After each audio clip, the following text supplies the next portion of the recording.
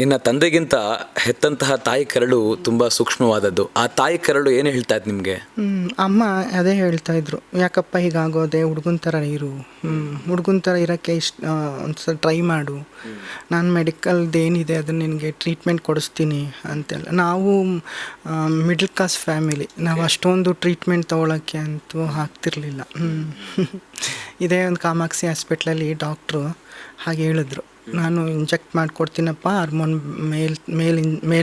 Hormone inject ಮಾಡಿಕೊಡ್ತೀನಿ, ಮೇಲ್ ಥರ ಇರೋಕ್ಕೆ ಒಂದು ಸ್ವಲ್ಪ ಪ್ರಯತ್ನ ಪಡಿ ಅಂತ. ಆಗಲಿಲ್ಲ ಅಲ್ಲ. ಈಗ ನೀವು ಫೀಮೇಲ್ ಹಾರ್ಮೋನ್ಸ್ನ ಇಂಟೇಕ್ ಮಾಡ್ಕೊಳ್ಳೋ ರೀತಿಯಲ್ಲೇ ಯಾಕೆ ಮೇಲ್ ಹಾರ್ಮೋನ್ಸ್ನ ಇಂಟೇಕ್ ಮಾಡಲಿಕ್ಕೆ ಪ್ರಯತ್ನ ಪಡಲಿಲ್ಲ, ಅಥವಾ ಹೇಗೆ? ನನ್ನ ಮನಸ್ಸು ಒಪ್ಪಲಿಲ್ಲ. ನಾನು ಹೆಣ್ಭಾವನೆ ಇಟ್ಕೊಂಡು ಗಂಡು ಹುಡುಗರ ಥರ ಇರೋಕ್ಕೆ ನನ್ನ ಮನಸ್ಸು ಒಪ್ಪಲಿಲ್ಲ.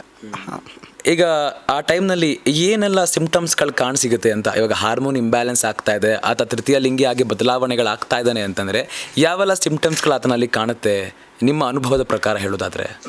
ನನ್ನಲ್ಲಿ ಏನು ಕಾಣ್ತು ಅಂತಂದರೆ, ಮೇಲ್ಗೆ ಹೇಗೆ ಬಾಡಿ ಇದು ಆಗುತ್ತೆ, ಡೆವಲಪ್ ಆಗುತ್ತೆ, ಆ ಥರ ಆಗಲಿಲ್ಲ. ಎಲ್ಲೋ ನಾನು ಚೇಂಜಸ್ ಆಗ್ತಾಯಿದೆ, ನನ್ನಲ್ಲೂ ಗಡ್ಡ ಮೀಸೆ ಬರ್ತಾಯಿಲ್ಲ, ಚೆಸ್ಟ್ ಮೇಲೆ ಕೂದಲು ಬರ್ತಾಯಿಲ್ಲ, ಬಾಡಿಲಿ ಹಾರ್ಮೋನ್ ಯಾಕೋ ಕಡಿಮೆ ಆಗ್ತಾಯಿದೆ ಅಂತ ನಮಗೆ ಗೊತ್ತಾಗ್ತೈತಲ್ಲ.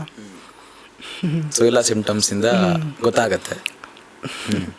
ಏನು ಟೀಚರ್ಸ್ಗಳ ಬಗ್ಗೆ ಹೇಳೋದಾದರೆ, ಕಾಲೇಜ್ ಸ್ಕೂಲಲ್ಲಿ ಸಪೋರ್ಟಿವ್ ಮಾಡ್ತಾ ಇದ್ದೀರಾ ಅಥವಾ ಅಲ್ಲೂ ಕೂಡ? ಅದು ಡಿಗ್ರಿ ಕಾಲೇಜಲ್ಲಿ ನನ್ನನ್ನು ಟ್ರಾನ್ಸ್ಜೆಂಡರ್ ಅಂತಲೇ ಕನ್ಸಿಡರ್ ಮಾಡಿಬಿಟ್ಟಿದ್ರು. ನಾನು ಮೇಲ್ ಥರ ಬಟ್ಟೆ ಹಾಕಿದ್ರೂ ಅಲ್ಲಿ ಯಾರು ಹುಡುಗರು ಹತ್ರ ತಗೋತಾ ಇರಲಿಲ್ಲ. ಎಲ್ಲೋ ದೂರದಲ್ಲಿ ಕೂತ್ಕೊಂಡು ಪಾಠ ಕೇಳಿಕೊಂಡು ಬಂದೆ. 3 ವರ್ಷ ಮುಗೀತು, ಕಂಪ್ಲೀಟಾಗಿ ಡಿಗ್ರಿ ತೊಗೊಂಡು ಬಂದೆ. ಕಾಲೇಜ್ ಲೈಫಲ್ಲಿ ಇಷ್ಟಪಟ್ಟು ಓದಿದ್ದ, ಕಷ್ಟಪಟ್ಟು ಓದಿದ್ದ ಶೋಷಣೆಯಿಂದ? ನಾನು ಇಷ್ಟಪಟ್ಟೆ ಓದ್ಕೊಂಡೆ. 3 ವರ್ಷ ಕಂಪ್ಲೀಟ್ ಆಯಿತು. ಡಿಗ್ರಿ ಯಾವುದು? BA degree, Somani college. Okay. ಶಿಕ್ಷಕರು ಸಪೋರ್ಟ್ ಮಾಡ್ತಾ ಇದ್ರು? ಸಪೋರ್ಟ್ ಮಾಡ್ತಾಯಿದ್ರು. ಎಲ್ಲರ ಥರನೇ ಕಾಣ್ತಾರೆ ಅವರು.